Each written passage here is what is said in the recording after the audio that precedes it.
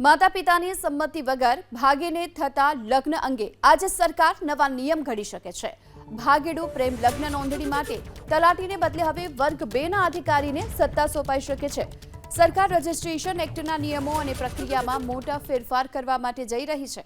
વિવિધ સામાજિક સંસ્થાઓની રજૂઆતો બાદ ગુજરાત સરકારે કાયદાવિદો સાથે પરામર્શ શરૂ કર્યો, જેમાં હાલમાં જે રીતે તલાટી સ્તરે આડેધડ લગ્ન નોંધણી થાય છે તેમાં ચકાસણી માટે વર્ગ 2 ના અધિકારીને અધિકાર સોંપવાનો પ્રસ્તાવ છે, જે પ્રી સ્ક્રુટિની ઓફિસર તરીકે હોઈ શકે છે। પુખ્ત વયે ઘરેથી ભાગીને સામાજિક રીતે માતા પિતા કે વાલીની સહમતિ વગર આ પ્રકારના લગ્નના કિસ્સામાં બંને પાત્રો જે ગામ કે શહેર કે ક્ષેત્રના હોય ત્યાં જ નોંધણી અધિકારી સમક્ષ લગ્નની નોંધણી થાય તે દિશામાં નિયમો ઘડવા માટેની વિચારણા ચાલી રહી છે। પાટીદાર સમાજમાંથી લગ્ન નોંધણી કાયદા અને તેની પ્રક્રિયામાં ફેરફાર કરવા લાંબા સમયથી માંગ કરવામાં આવી રહી છે।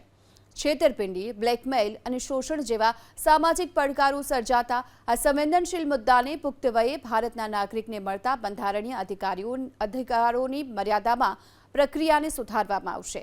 કાયદા વિભાગના અધિકારીઓના મતે લગ્ન નોંધણીના એક્ટમાં પ્રક્રિયા નિયમોને બદલાવ માટે ઠરાવ, પરિપત્ર કે પછી જાહેરનામા હેઠળ આખરી ઓપ આપી શકાય છે।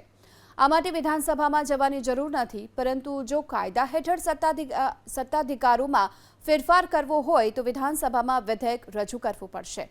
વિવિધ સામાજિક સંગઠનો તલાટી તરફથી લગ્ન નોંધણી આડેધડ થતી હોવાની રજૂઆતો કરી ચૂક્યા છે, જેથી સરકાર તરફથી તલાટી સમક્ષ નોંધણી માટે રજૂ થતા દસ્તાવેજોમાં તેની ચકાસણી અર્થાત કે વય, પરસ્પર સહમતિ, જ્ઞાતિ, ધર્મ અંગેની સત્યતાના સમર્થન માટે વર્ગ 2 ના કક્ષાના અધિકારીને નિયુક્તિ કરવાથી લઈ લગ્ન નોંધણીની નોટિસ કચેરીની બહાર મૂકવાની સાથે લગ્ન કરનારા પાત્રોના ઘરે પહોંચાડવા જેવી વ્યવસ્થા કાયદાની મર્યાદામાં થઈ શકે છે કે કેમ તે અંગે વિચારણા હાથ ધરાઈ છે।